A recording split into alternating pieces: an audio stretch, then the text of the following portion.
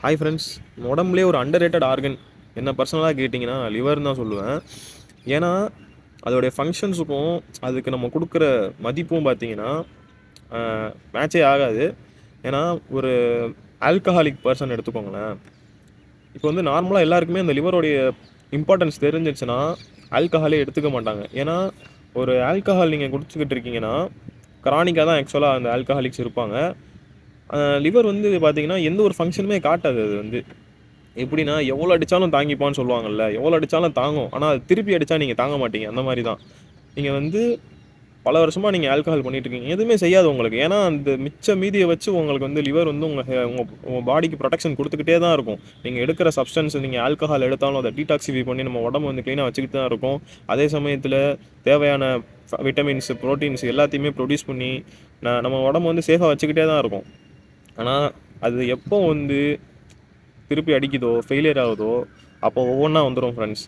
ஒவ்வொன்றா வரும். For example jaundice வரும், அசைட்டிஸ் வரும், முடி கொட்ட ஆரம்பிச்சிடும், வெயிட் லாஸ் ஆகும், காலில் வீக்கம். இந்த மாதிரி திடீர்னு ஒரு பிரச்சனையோட தான் ஒரு பேஷண்ட் வந்தாங்க. என்னன்னா கால் வீக்கம் இருக்குது, வயிற்றில் வீக்கம் இருக்குன்னு சொல்லி ஒரு பேஷண்ட் வந்தாங்க ஹாஸ்பிட்டலுக்கு.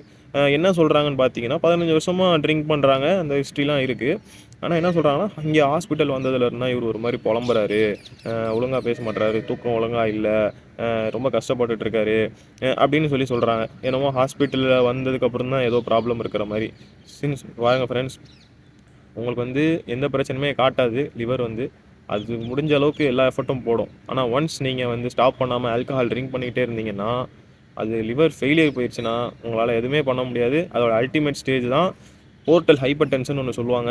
இந்த போர்ட்டல் ஹைப்பர் டென்ஷனில் பார்த்தீங்கன்னா வந்து ரத்த வாந்தி வரும், கீழே வந்து ஜிஐ ப்ளீடிங் வரும், ரெக்டம்லேருந்து ப்ளீடிங் வர ஆரம்பிக்கும், அப்புறம் அசைட்டிஸ் வரும்.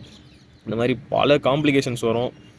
சில பேர் வந்து அக்கேஷனல் ட்ரிங்கர்னு சொல்லுவாங்க. அக்கேஷனல் ட்ரிங்கர் கொஞ்சம் கொஞ்சமாக நான் எடுத்துக்கிறேன்னு சொல்லுவாங்க. அந்த கொஞ்சம் கொஞ்சமாக நீங்கள் எடுக்கிறதும் என்ன எடுக்கிறீங்கன்னு முக்கியம். ஏன்னா விஸ்கி, பிராண்டி, ரம்முன்னு இருக்குது. ஏன்னா இதில் நீங்கள் 30 ml எடுத்திங்கன்னா அதில் 100 mlக்கு சமம். அதில் நீங்கள் 50 ml எடுத்திங்கன்னா அதில் 200 mlக்கு சமம். இந்த மாதிரி கான்சன்ட்ரேஷன் வச்சு வெவ்வேறு குவாலிட்டி, அதோடைய ரேஞ்சு, அதோடைய டாக்ஸிசிட்டிலாம் டிஃபர் ஆகும். ஸோ யாருமே ஆல்கஹால் நான் கொஞ்சம் தான் குடிக்கிறேன், சேஃபு அப்படிங்கிற லிமிட்லலாம் நீங்கள் இருக்காதீங்க. ஸோ ஆல்கஹால் இன்றைக்கே நிப்பாட்டிடுங்க அப்படின்னு நான் சொல்ல மாட்டேன். ஏன்னா அது ரொம்ப கஷ்டம் தான் தெரியும்.